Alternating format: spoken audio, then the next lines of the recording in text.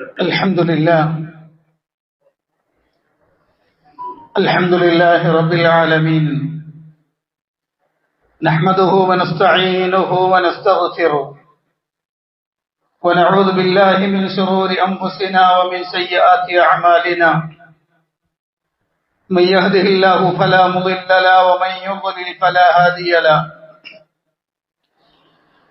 وأشهد أن لا إله إلا الله وحده لا شريك له، وأشهد أن محمدا عبده ورسوله صلى الله وسلم وبارك عليه وعلى آله وأصحابه ومن اهتدى بهداهم إلى يوم الدين. أما بعد، فإن أصدق الحديث كتاب الله، وخير الهدي هدي محمد صلى الله عليه وسلم، وشر الأمور محدثاتها، وكل محدثة بدعة، وكل بدعة ضلالة، وكل ضلالة في النار. فقد قال الله سبحانه وتعالى في القرآن المجيد: أعوذ بالله من الشيطان الرجيم. يا أيها الناس اتقوا ربكم الذي خلقكم من نفس واحدة وخلق منها زوجها وبث منهما رجالا كثيرا ونساء، واتقوا الله الذي تساءلون به والأرحام، إن الله كان عليكم رقيبا. يا أيها الذين آمنوا اتقوا الله وقولوا قولا سديدا يصلح لكم أعمالكم ويغفر لكم ذنوبكم، ومن يطع الله ورسوله فقد فاز فوزا عظيما. يا أيها الذين آمنوا اتقوا الله حق تقاته ولا تموتن إلا وأنتم مسلمون.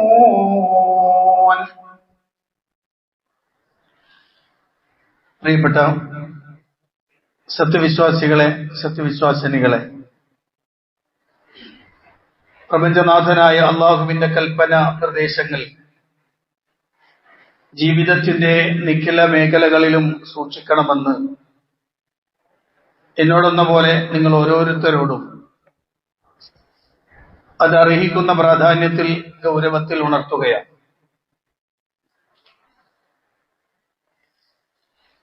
നമ്മുടെ നേതാവ് സയ്യിദുന മുഹമ്മദുർ റസൂലുള്ളാഹി സ്വല്ലല്ലാഹു അലൈഹി വസല്ലമയെ കുറിച്ചുള്ള പഠനമാണ് നമ്മൾ നടത്തിക്കൊണ്ടിരിക്കുന്നത്. നബി സല്ലല്ലാഹു അലൈഹി വസല്ലമയുടെ മഹിതമായ സ്വഭാവ ഗുണങ്ങൾ.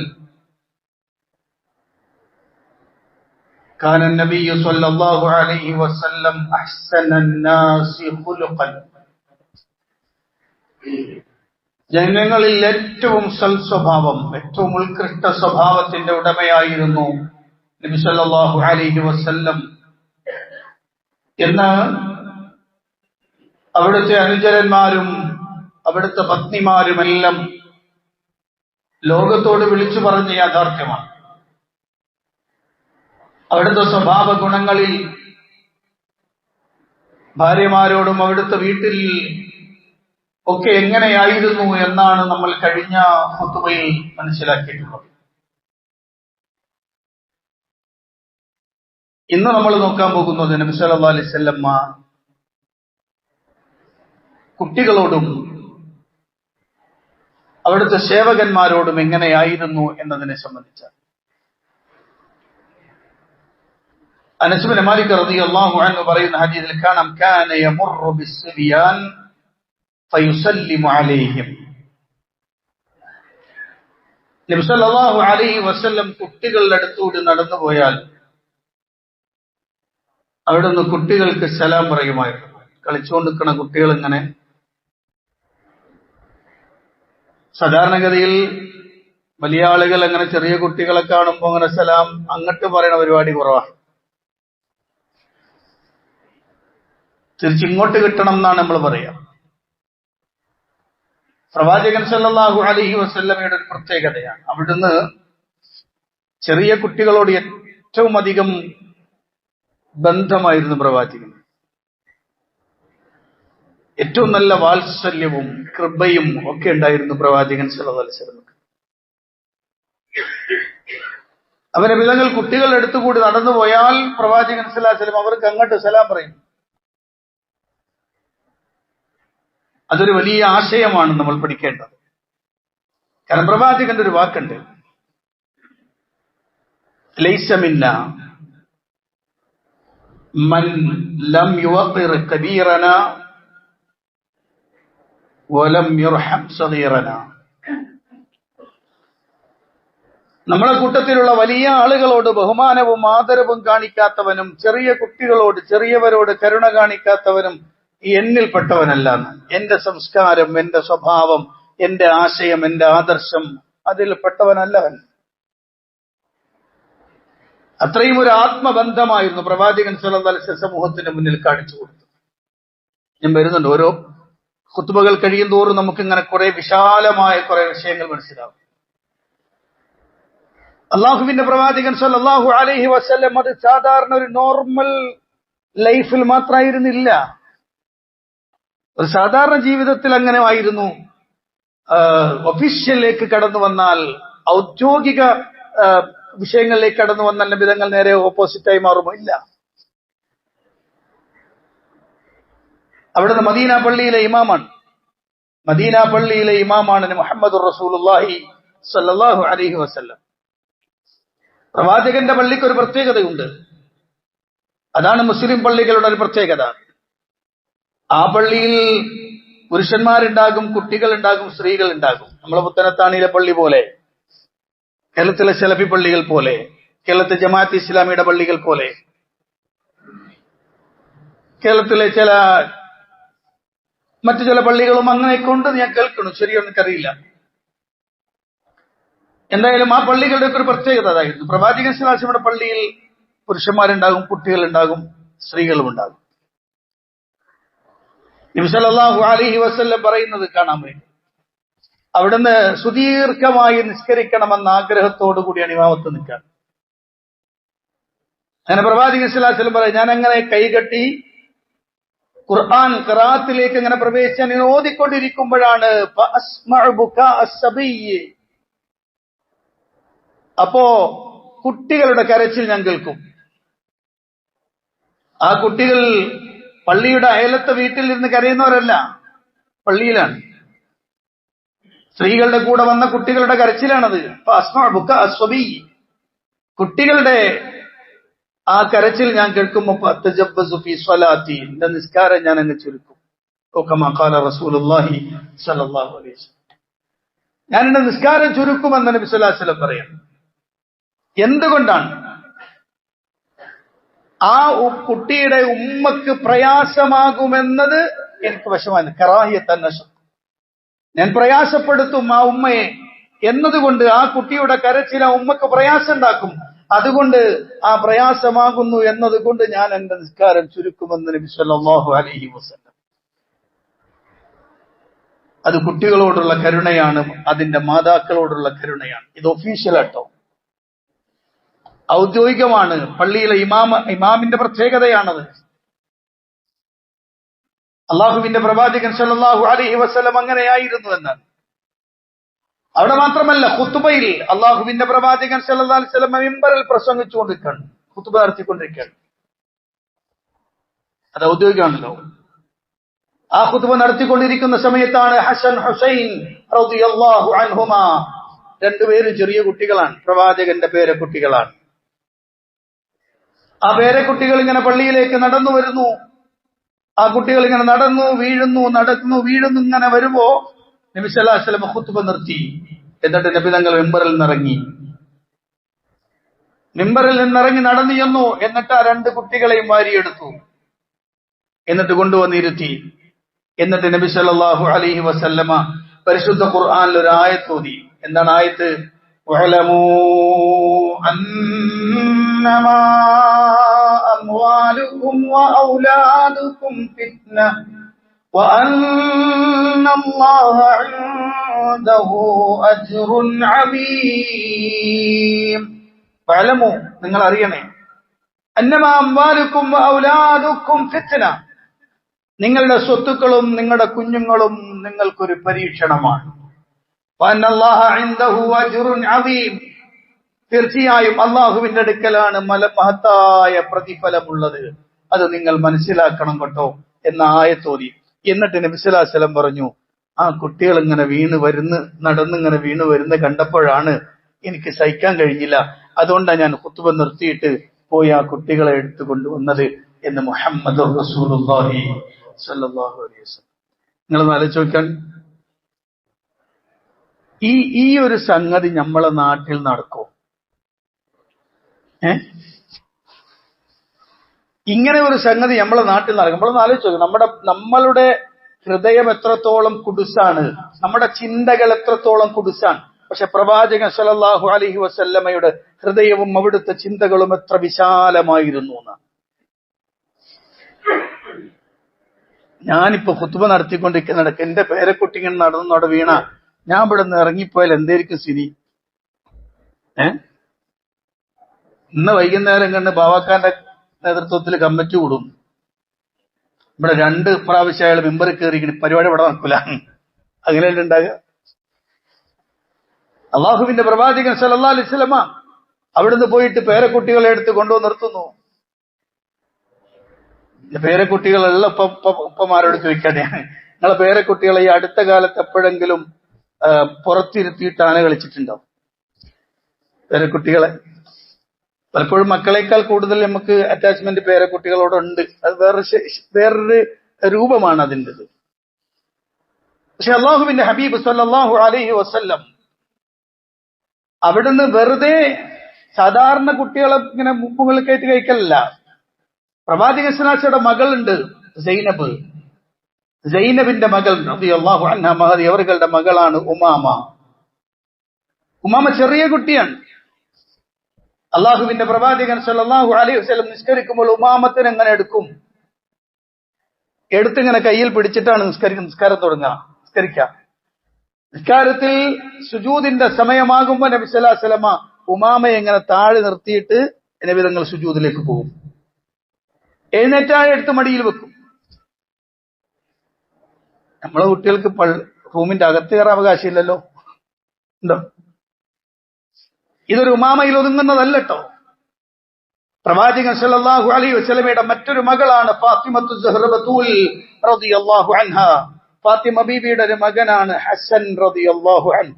ഹസൻ റളിയല്ലാഹു അൻഹുവിനെയും നബി തങ്ങൾ നിസ്കരിക്കുമ്പോൾ ഇങ്ങനെ എടുത്തു നിസ്കരിച്ചിരുന്നു എന്ന് ഹദീസുകളിൽ കാണാം. ഇത് പ്രവാചകൻ സല്ലല്ലാഹു അലൈഹി വസല്ലമയെ കുറിച്ചാണ്. അവിടുത്തെ കുട്ടികളോടുള്ള ബന്ധം എത്രത്തോളമായിരുന്നു, അവരോടുള്ള കൃപയും വാത്സല്യവും എത്രത്തോളമായിരുന്നു എന്നാണ്. നമ്മുടെ ഒരു ഒച്ച കേട്ടാ മതിയല്ലേ കുട്ടികൾ പിന്നെ അനക്കുണ്ടാവില്ല. ചില ഉപ്പമാരെ കാണുമ്പോൾ തന്നെ കുട്ടികൾ പേടിച്ച് കരയാൻ തുടങ്ങും. ബേജാറാണ് കുട്ടികൾക്ക്. കാരണം അത്രയും ഘോരമായ സ്വഭാവത്തിന്റെ ക്രൂരമായ നോട്ടത്തിന്റെ ആളുകളായിരിക്കുമല്ലേ. പക്ഷെ അല്ലാഹുവിന്റെ റസൂൽ സല്ലല്ലാഹു അലൈഹി വസല്ലം ഉണ്ടല്ലോ, അത്രയും സുന്ദരമായ സ്വഭാവത്തിന്റെ ഉടമയാണ്.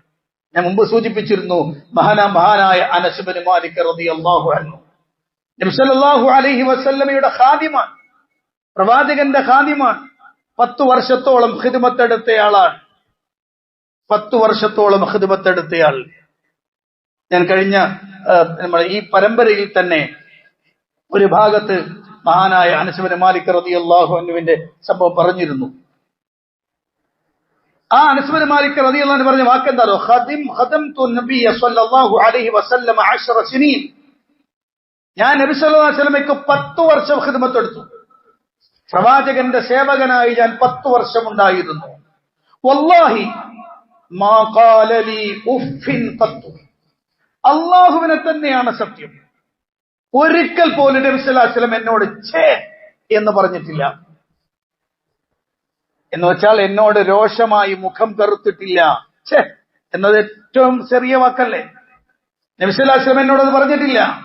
മാത്രമല്ല വലാ ഖാല ലി ശൈഇൻ ലിമ ഫഅൽത കദാ വഹല്ലാ ഫഅൽത കദാ, ഞാനൊരു കാര്യം ചെയ്യാത്തതിന്റെ പേരിൽ എന്താടാ അനസേ നീ അത് ചെയ്യാതിരുന്നത് എന്ന് എന്നോട് ചോദിച്ചിട്ടില്ല. ഞാനൊരു കാര്യം ചെയ്തതിന്റെ പേരിൽ എന്തിനാടാ നീ അത് ചെയ്തത് എന്നും എന്നോട് എന്റെ ഹബീബ് 10 കൊല്ലം ഞാൻ ഖിദ്മത്ത് ചെയ്തിട്ടും ചോദിച്ചിട്ടില്ല എന്ന് അനസ് ഇബ്നു മാലിക് റളിയല്ലാഹു അൻഹു. സുബ്ഹാനല്ലാഹ്. കുറെയൊക്കെ ബിസിനസ് ഉള്ള ആളുകളൊക്കെ ആലോചിക്കട്ട. അവിടെയാണ് ഒരു യജമാനൻ ഒരു നേതാവിന്റെ ക്വാളിറ്റിയാണ്. 10 വർഷം ഖിദ്മത്തെടുത്ത ആളോട് ഒരിക്കൽ പോലും അനസ് ഇബ്നു മാലിക് റളിയല്ലാഹു അൻഹു പറയുന്നുണ്ട്, ഒരിക്കൽ നബി സല്ലല്ലാഹു അലൈഹി വസല്ലമ എന്നോട് പറഞ്ഞു ഒരു കാര്യം ചെയ്യാൻ. ഞാൻ പറഞ്ഞു ഞാൻ പോകില്ലെന്ന്. അനസ് റളിയല്ലാഹു അൻഹു പറയാം, ചെറിയ കുട്ടിയാണെന്ന് വിചാരിക്കണ്ടട്ടാ, 9 വയസ്സ് റസൂലുള്ളാഹിന്റെ വീട്ടിൽ കൊണ്ടുവന്നാക്കിയതാണ്. ഞാൻ പോകില്ലെന്ന് പറഞ്ഞല്ലോ. നബി സല്ലല്ലാഹു അലൈഹി വസല്ലം ഒന്നും വേണ്ടിയില്ല. പക്ഷെ പറഞ്ഞാൽ പോകാതിരിക്കാൻ പറ്റൂലല്ലോ. അങ്ങനെ ഞാൻ നബി കാണാതെ ഇങ്ങനെ പിന്നെ പോയി. കുറെ കഴിഞ്ഞ് ഞാനിങ്ങനെ അങ്ങാടിയിൽ നിൽക്കുമ്പോൾ എന്റെ ചുമരിൽ ഒരു തണുത്ത കൈ. പെട്ടെന്ന് ഞാൻ തിരിഞ്ഞു നോക്കി ആരാണ്. അപ്പൊ നബി സല്ലല്ലാഹു അലൈഹി വസല്ലമയെ അവിടുന്ന് പുഞ്ചിരിക്കുന്നു. എന്നിട്ട് എന്നോട് ചോദിച്ചു, അനസേ ഇയല്ലേ പോകൂലെന്ന് എന്ന് പറഞ്ഞ് എന്റെ നേരെ നോക്കിയിട്ട് എന്നെ പുഞ്ചിരിയോടെ പ്രവാചകൻ സല്ലല്ലാഹു അലൈഹി വസല്ലമ എന്നോട് സംസാരിച്ചു എന്ന് അനസ് ഇബ്നു മാലിക് റളിയല്ലാഹു അൻഹു. എന്താണല്ലേ ആ പ്രകൃതം? ഇതുകൊണ്ടല്ലേ കാന അഹ്സനന്നാസി ഖുലുഖൻ, ജനങ്ങളുടെ കൂട്ടത്തിൽ ഏറ്റവും ഉന്നതമായ സ്വഭാവത്തിന്റെ ഉടമയായിരുന്നു മുഹമ്മദ് റസൂലുള്ളാഹി സ്വല്ലല്ലാഹു അലൈഹി വസല്ലം എന്ന് പറഞ്ഞത്. ഒരിക്കൽ പോലും അവിടുന്ന് ഛേ എന്ന് പറഞ്ഞിട്ടില്ല എന്ന് മാത്രമല്ല, എന്തിനാണ് നീ അത് ചെയ്തത് എന്ന ചോദ്യം ഉണ്ടായിട്ടില്ല. ആയിഷ ബീവി റളിയല്ലാഹു അൻഹ പറയുന്ന, മാ ضرب رسول الله صلى الله عليه وسلم خادما له ولا امرأة. ആയിഷ ബീവി റളിയല്ലാഹു അൻഹ പറയാൻ, പ്രവാചകൻ സല്ലല്ലാഹു അലൈഹി വസല്ലമയുടെ ഭാര്യമാരിൽ ഏറ്റവും പ്രായം കുറഞ്ഞ ഭാര്യയാണ് ആയിഷ ബീവി റളിയല്ലാഹു അൻഹ. ആയിഷ ബീവി പറയാണ്, നബി സല്ലല്ലാഹു അലൈഹി വസല്ലം അവിടുത്തെ ഖാദിമുമാരെ അഥവാ സേവകന്മാരെയോ അവിടുത്തെ ഭാര്യമാരെയോ നബി തങ്ങൾ അടിച്ചിട്ടില്ല. വലാ ضرب بيده شيئا قط, അവിടുന്ന് അവിടുത്തെ കൈ കൊണ്ട് ഒരാളെയും അടിച്ചിട്ടില്ല.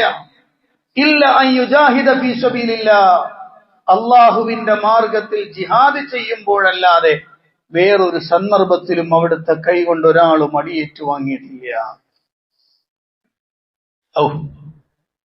പ്രവാചകൻ സല്ലല്ലാഹു അലൈഹി വസല്ലമയെ കുറിച്ചായിട്ട് പറയും, അവിടുത്തെ സ്വഭാവം അടിക്കാൻ പറ്റാഞ്ഞിട്ടൊന്നും അല്ലട്ടോ, അടിക്കാൻ സാഹചര്യങ്ങൾ ഇല്ലാഞ്ഞിട്ടല്ല.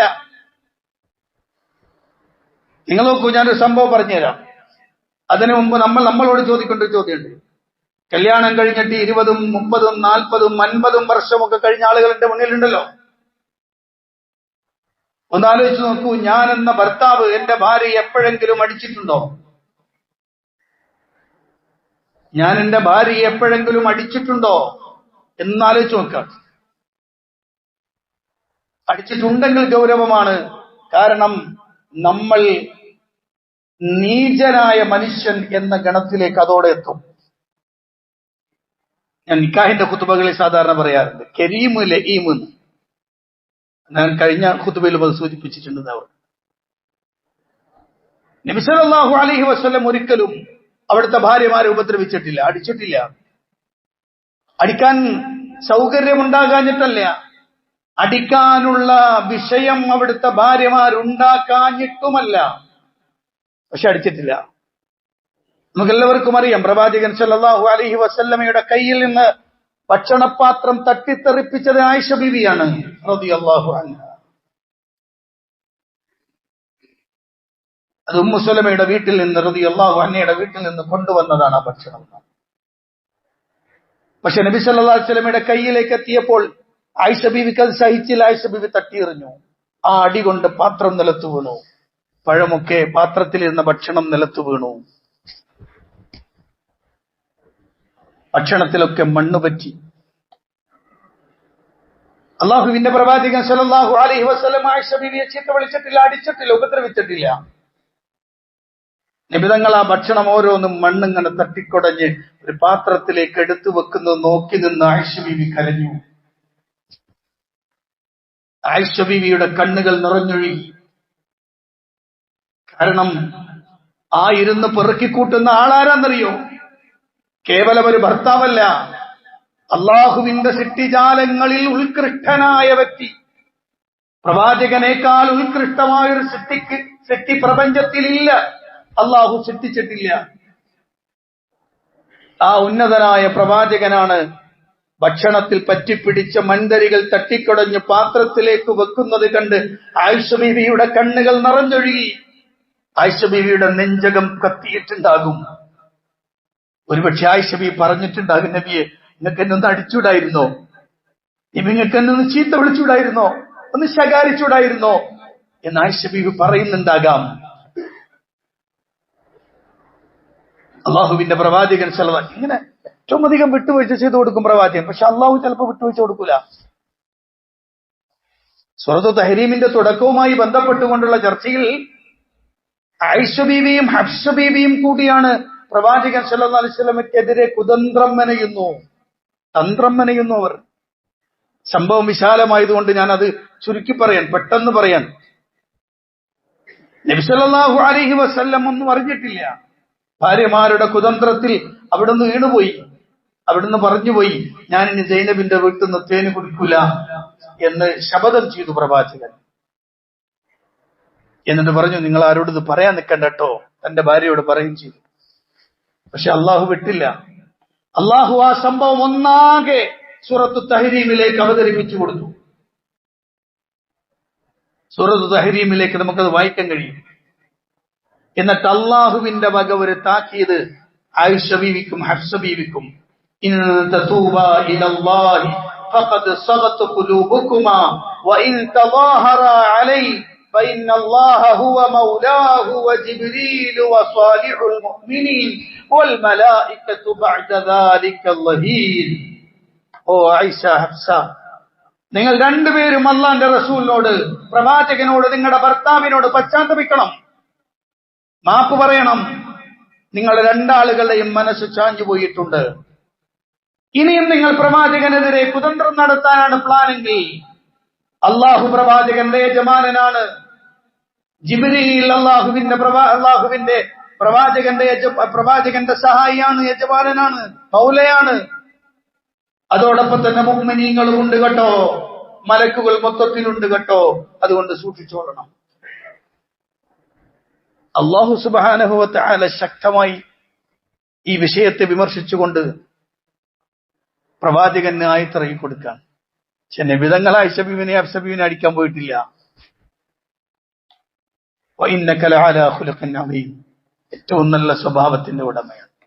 അതാണ് ആയിഷ ബീവി പറഞ്ഞത്. അവിടുന്ന് അവിടുത്തെ ഭാര്യമാരെ അടിച്ചിട്ടില്ല, ഒരിക്കലും അടിച്ചിട്ടില്ല എന്ന ആ വാക്കിന്റെ പ്രത്യേകത. ആ വാക്കിന്റെ പ്രത്യേകത ഖത്തു എന്ന, തീരെ തന്നെ പ്രവാചകൻ സ്വല്ലല്ലാഹു അലൈഹി വസല്ലം അടിച്ചിട്ടില്ല. നമ്മളെ മുന്നിലിരിക്കുന്ന ഭർത്താക്കന്മാരെ അടിച്ചിട്ടുണ്ടെങ്കിൽ മാപ്പ് ചോദിച്ചോളട്ടാ.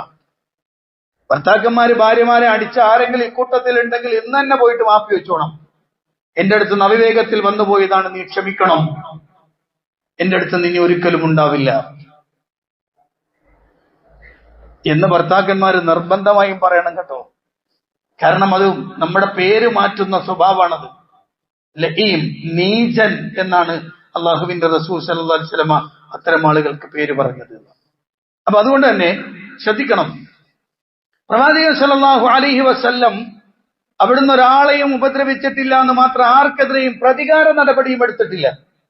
ആ ഹദീസ് വിശദീകരിക്കുന്നു. ആയിഷ ബീവി റളിയല്ലാഹു അൻഹ പറയാണ്, മാ ഖുയ്യിറ റസൂലുള്ളാഹി സ്വല്ലല്ലാഹു അലൈഹി വസല്ലം ബൈന അംറൈൻ ഖത്തു ഇല്ലാ അഖദ ഐസറഹുമാ മാ ലം യകുൻ ഇസ്മാ.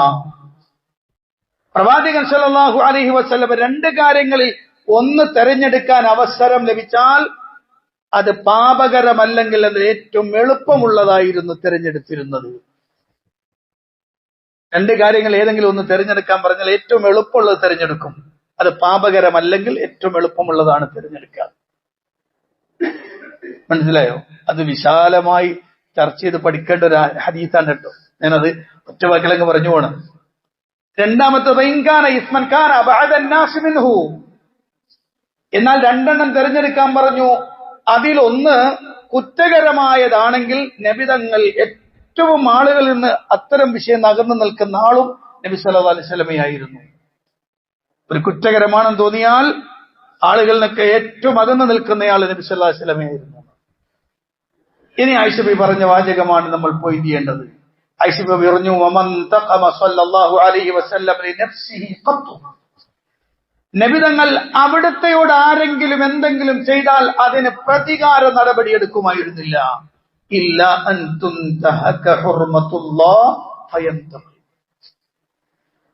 ഒരേ ഒരൊറ്റ കാര്യത്തിനാണ് പ്രതികാര നടപടി വരിക. അത് അള്ളാഹുവിന്റെ ദീനിന്റെ പവിത്രതയെ ആരെങ്കിലും നശിപ്പിച്ചാൽ അതിനെതിരെ പ്രവാചകൻ പ്രതികാര നടപടി എടുക്കുമായിരുന്നു. എന്ന് പറഞ്ഞാൽ ദീനുമായി ബന്ധപ്പെട്ട വിഷയത്തിന് മാത്രമായിരുന്നു നബി സല്ലല്ലാഹു അലൈഹി വസല്ലം പ്രതികാരം. ആർക്കെങ്കിലും ശക്തമായ നടപടി സ്വീകരിച്ചിട്ടുണ്ടെങ്കിൽ അതിനായിരുന്നു.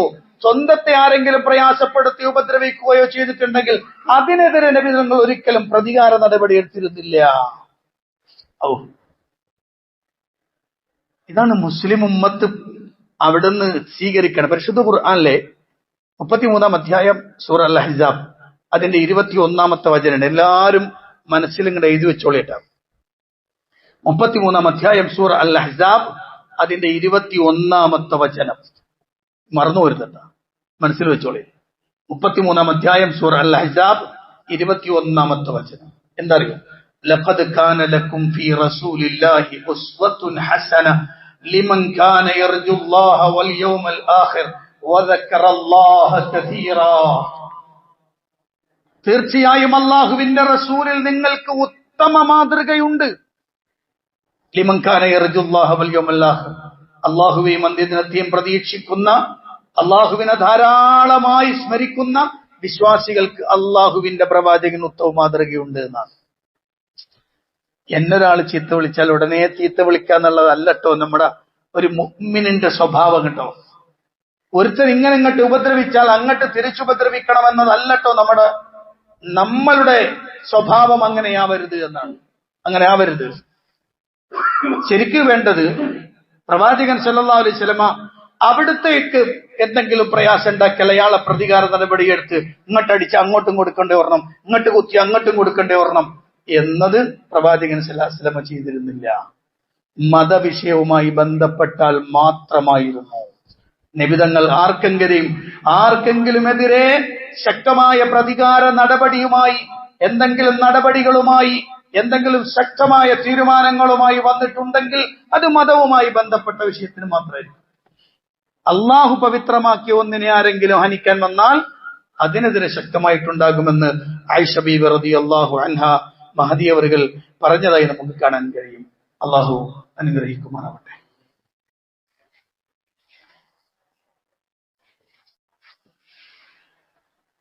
അൽഹംദുലില്ലാഹി റബ്ബിൽ ആലമീൻ, അസ്സലാത്തു വസ്സലാമു അലാ അശ്റഫിൽ അംബിയാഇ വൽ മുർസലീൻ നബിയ്യിനൽ ഹബീബ് മുഹമ്മദിൻ സ്വല്ലല്ലാഹു അലൈഹി വസല്ലം വഅലാ ആലിഹി വഅസ്ഹാബിഹി വമൻ ഇഹ്തദാ ബിഹുദാഹും ഇലാ യൗമിദ്ദീൻ. അമ്മാ ബഅദ്, ഇത്തഖുല്ലാഹ ഇബാദല്ലാഹ്. പ്രിയപ്പെട്ട സത്യവിശ്വാസികളെ, വിശ്വാസിനികളെ, അള്ളാഹുവിന്റെ കൽപ്പന നിർദ്ദേശങ്ങൾക്കനുസരിച്ച് ജീവിക്കണമെന്ന് ഒരിക്കൽ കൂടി എന്നോടും നിങ്ങളോടും ഉണർത്തുകയാണ്. അള്ളാഹുവിന്റെ പ്രവാചകൻ സല്ലല്ലാഹു അലൈഹി വസല്ലമയുടെ മഹത്തായ സ്വഭാവ മഹിമകളിലൂടെയാണ് നമ്മൾ സഞ്ചരിക്കുന്നത്. ഞാൻ നേരത്തെ പറഞ്ഞതിനോട് ചേർത്തുകൊണ്ട് എല്ലാവരോടും നീതിയോടെ പെരുമാറണം, അനീതി ഒരിടത്തും ഉണ്ടാവരുത് എന്ന് പ്രവാചകൻ സല്ലല്ലാഹു അലൈഹി വസല്ലം ശക്തമായി ആവശ്യപ്പെട്ടു. പരിശുദ്ധ ഖുർആൻ സൂറത്ത് നിസാഇന്റെ 135-ാമത്തെ ആയത്ത് നമ്മളൊരു കാര്യം ശ്രദ്ധിക്കണം കേട്ടോ. അതായത് ഖുർആനിലൊരു ആയത്ത് നബിതങ്ങൾ ഓതാണെങ്കിൽ അതിങ്ങനെ ഓതി വിട്ട് ഒരു റേഡിയോ പോലെ ഓതി വിട്ട് കൊടുക്കൽ മാത്രമായിരുന്നില്ല. അതവിടുത്തെ ജീവിതത്തിലൂടെ നമുക്ക് കാണാൻ കഴിയുമായിരുന്നു. ഈ ആയത്ത് നിങ്ങളൊന്ന് ഓർത്തു വെച്ചോ. ഓർത്തു വെക്കേണ്ട രണ്ടാമത്തെ ആയത്ത് കേട്ടോ. 4-ാം അധ്യായം സൂറത്ത് നിസാഇന്റെ 135-ാമത്തെ വചനം. ഇന്ന് വളരെ ഗൗരവത്തോടുകൂടി ഓർത്തു വെക്കേണ്ട ആയത്ത്. പരിശുദ്ധ ഖുർആൻ അല്ലാഹു വിശ്വാസികളോട് പറയാം, യാ അയ്യുഹല്ലദീന ആമനൂ കൂനൂ ഖവ്വാമീന ബിൽ ഖിസ്തി ശുഹദാഅ ലില്ലാഹ് വലൗ അലാ അൻഫുസികും അവിൽ വാലിദൈൻ വൽ അഖറബീൻ. അല്ലയോ വിശ്വാസികളെ, കൂനൂ ഖവ്വാമീന ബിൽ ഖിസ്ത്, നിങ്ങൾ നീതിപൂർവം നിലകൊള്ളുന്നവരാവണം. ശുഹദാഅ ലില്ലാഹ്, അല്ലാഹുവിന് വേണ്ടി സാക്ഷ്യം വഹിക്കുന്നവരാവുക. നിങ്ങൾ അല്ലാഹുവിന് വേണ്ടി സാക്ഷ്യം വഹിക്കുന്നവരാണ്. അതുകൊണ്ട് തന്നെ നിങ്ങൾ നീതിയുടെ പക്ഷത്ത് നിലയുറപ്പിക്കണം. നിങ്ങൾ അനീതിയുടെ പക്ഷത്തുണ്ടാവരുത്. ശ്രദ്ധിച്ചോളട്ടെ. ഇനി ഖുർആൻ പറയുന്നുണ്ട്, വലൗ അലാ അൻഫുസികും, അത് നിങ്ങളുടെ സ്വന്തത്തിനെതിരാണെങ്കിലും, അവിൽ വാലിദൈൻ, നിങ്ങളുടെ മാതാപിതാക്കൾക്കെതിരാണെങ്കിലും, വൽ അഖറബീൻ, നിങ്ങളുടെ അടുത്ത കുടുംബ ബന്ധുക്കൾക്കെതിരാണെങ്കിലും നിങ്ങൾ നീതിയുടെ പക്ഷത്തെ നിൽക്കാവൂ. ഇന്നത് ചോദിക്കാൻ സാധിക്കോ? ഇന്നത്തെ അവസ്ഥ എന്താ? ഇന്ന് രാഷ്ട്രീയ സംഘടന ചട്ടക്കൂടുകൾക്കുള്ളിൽ മുന്നോട്ട് പോകുന്നത് കൊണ്ട് തന്നെ, ഞാനത് തെറ്റാണെന്നല്ലോ, പലപ്പോഴും നമ്മൾ കാണുന്ന ഒരു സംഗതിയുണ്ട്, എന്റെ രാഷ്ട്രീയ പാർട്ടിയുമായി ബന്ധപ്പെട്ടതാണോ, അതിൽ അനീതി ഉണ്ടെങ്കിൽ ഞാൻ അവരെ കൂടെ നിൽക്കുള്ളൂ, കാരണം ഞാൻ വിശ്വസിക്കുന്ന രാഷ്ട്രീയ പാർട്ടിയാണ്. എന്റെ സംഘടന, ആ സംഘടനയുടെ തീരുമാനം, അതിന്റെ സംഘടനയുടെ നേതാക്കളുടെ പ്രസ്താവന അനീതിയാണോ, നീതിക്കെതിരാണോ, ഞാൻ അവരുടെ കൂടെ തന്നെ നിൽക്കും, കാരണം അതെന്റെ സംഘടനയാണ്. എന്റെ കുടുംബത്തിൽപ്പെട്ട വാപ്പയോ ഉമ്മയോ കുടുംബക്കാരോ അവർ ചെയ്തത് അനീതിയാണോ, ഞാൻ അവരോടൊപ്പം നിൽക്കും, കാരണം അവരെന്റെ കുടുംബമാണ്. എന്നാൽ ഇസ്ലാം ഇതിന് നേരെ വിരുദ്ധമാണ്. ഇസ്ലാം അതിന് നേരെ വിരുദ്ധമാണ്. നീതി എവിടെയാണോ അവിടെയേ നിൽക്കാവൂ. അതുകൊണ്ടാണ് ഇസ്ലാമിന്റെ ശത്രുവായി പരിചയപ്പെടുത്തപ്പെടുന്ന ജൂതന് വേണ്ടിയിട്ട് ഒരുമിച്ച് നിൽക്കുന്നു. ജൂതന് വേണ്ടി, ജൂതന്റെ ഭാഗത്ത് ന്യായമുണ്ടെന്ന് മനസ്സിലാക്കി ജൂതന് വേണ്ടി പ്രവാചകൻ സല്ലല്ലാഹു അലൈഹി വസല്ലമ അവിടെ നിന്നു കൊടുക്കും. നമുക്ക് കാണാൻ കഴിയും. അയാൾക്ക് അനുകൂലമായി വിധി പറയുന്ന പ്രവാചകൻ.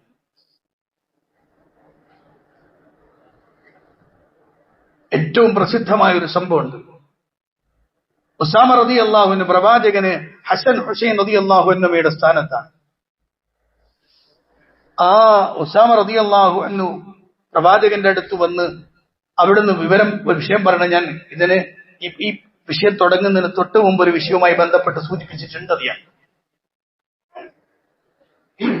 അവിടെ പ്രവാചകൻ സല്ലല്ലാഹു അലൈഹി വസല്ലമയോട് ആവശ്യപ്പെടുന്നത് മഖ്സൂം ഗോത്രത്തിലെ ആ പെണ്ണിന്റെ കൈ മുറിക്കണമെന്ന് തീരുമാനം പറഞ്ഞതിൽ നിന്ന് നബിയെ ഒന്നൊന്നും ബാക്കിലേക്ക് ഇറങ്ങിയിട്ട് അതൊരു ചെറിയ ശിക്ഷയാക്കി കൊടുത്തൂടെ എന്ന് പ്രവാചകന്റെ അടുത്ത് ശുപാർശകനായി കടന്നു വന്നത്, നബിതങ്ങൾ ഏറ്റവും ഇഷ്ടപ്പെടുന്ന പ്രവാചകന്റെ പേരക്കുട്ടികളെ പോലെ കണ്ട് വാത്സല്യത്തോടെ പെരുമാറുന്ന ഉസാമത്ത് ബിൻ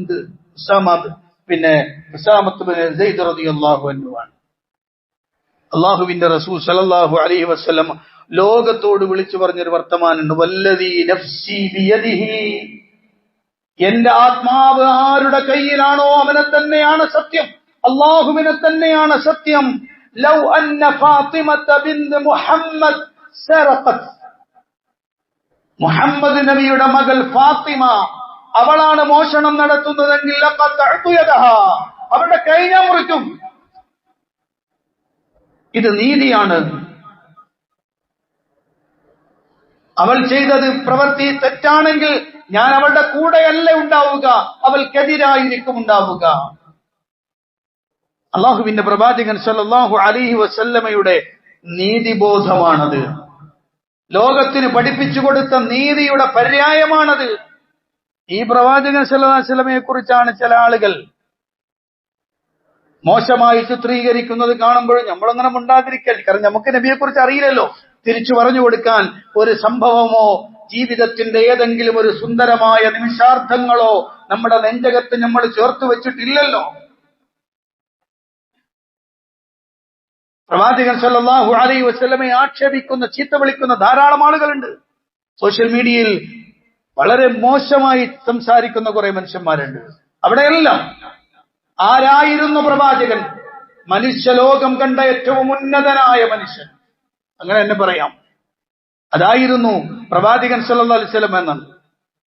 ആ പ്രവാചകനെ കുറിച്ച് പ്രവാചകൻ സല്ലല്ലാഹു അലൈഹി വസല്ലമയുമായി ബന്ധപ്പെട്ട ആളുകൾ മാത്രമല്ല, പുറത്തുള്ള ആളുകളും എങ്ങനെ സംസാരിച്ചു നമുക്ക് പിന്നീട് സംസാരിക്കും. ഞാൻ പറഞ്ഞു വന്നത്, പ്രവാചകൻ സല്ലല്ലാഹു അലൈഹി വസല്ലമയുടെ സ്വഭാവം, അത് വിശ്വാസികളെ നമ്മളോട് അള്ളാഹു ആവശ്യപ്പെട്ടത് ആ നബിയെ മാതൃകയാക്കാനാണ്. പക്ഷെ ഇപ്പോഴും നമ്മൾ ആ പ്രവാചകനെ മാതൃകയാക്കിയിട്ടില്ല എന്ന് പറയേണ്ടി വരും. ആകെ നമ്മൾ മാതൃകയാക്കുന്നത് നിസ്കാരത്തിനും നോമ്പിനും സക്കാത്തിനും ഹജ്ജിനും മാത്രമാണെങ്കിൽ നമ്മുടെ ദൈനംദിന ജീവിതത്തിൽ നമ്മളോട് പ്രവാചകൻ എത്ര ചേർന്നു നിൽക്കുന്നു എന്ന് നമ്മൾ ഓരോരുത്തരും ചിന്തിക്കേണ്ടതാണ്. എവിടെയാണെങ്കിലും എനിക്ക് മാതൃക റസൂലുള്ളയാണ്, വേറെ ആരുമില്ല എന്ന് പറയാനുള്ള കരുത്ത് വിശ്വാസികൾ നേടിയെടുക്കണം. ബാക്കി നമുക്ക് മറ്റൊരു ഖുത്ബയിൽ, അടുത്ത ഖുത്ബയിൽ ഇൻഷാ അല്ലാഹ് മനസ്സിലാക്കാം. അള്ളാഹു അനുഗ്രഹിക്കുമാറാവട്ടെ. ഇന്ന് നമ്മുടെ ഈ പള്ളിക്ക് വേണ്ടിയുള്ള സ്വതക്കയാണ്. നിങ്ങൾ എല്ലാവരും അതിനോട് നല്ല രൂപത്തിൽ സഹായിക്കണം, സഹകരിക്കണം എന്ന് നിർത്തുന്നു. അള്ളാഹു അനുഗ്രഹിക്കുമാറാവട്ടെ. നമ്മുടെ പ്രവർത്തനങ്ങൾ സ്വീകരിക്കും, അർഹമായ പ്രതിഫലം അനുഗ്രഹിക്കുകയും ചെയ്യുമാറാവട്ടെ. വന്നുപോയി തെറ്റുകുറ്റങ്ങൾ അള്ളാഹു വിട്ടുപുറത്തും അമ്മാക്കി തരുമാറാവട്ടെ. മരണപ്പെട്ടവർക്ക് അള്ളാഹു മഗ്ഫിറത്തും റഹ്മത്തും പ്രദാനം ചെയ്ത് അനുഗ്രഹിക്കുമാറാവട്ടെ. രോഗം കൊണ്ട് വലിയുന്ന ആളുകൾക്ക് അള്ളാഹു രോഗശമനം നൽകി അനുഗ്രഹിക്കുമാറാവട്ടെ. മുസ്ലിമായതിന്റെ പേരിൽ കഷ്ടപ്പെടുന്ന, പീഡിപ്പിക്കപ്പെടുന്ന ആളുകൾ അള്ളാഹുർക്ക് സഹായവും അനുഗ്രഹവും ചെയ്യുമാറാവട്ടെ. اللهم اغفر للمؤمنين والمؤمنات والمسلمين والمسلمات الأحياء منهم والأموات إنك مجيب الدعوات وقاضي الحاجات. اللهم اعز الإسلام والمسلمين وأذل الشرك والمشركين. اللهم دمر أعداءنا وأعداء الدين بما شئت وكيف شئت يا ذا الجلال والإكرام. ربنا آتنا في الدنيا حسنة وفي الآخرة حسنة وقنا عذاب النار. آمين برحمتك يا أرحم الراحمين. والحمد لله رب العالمين.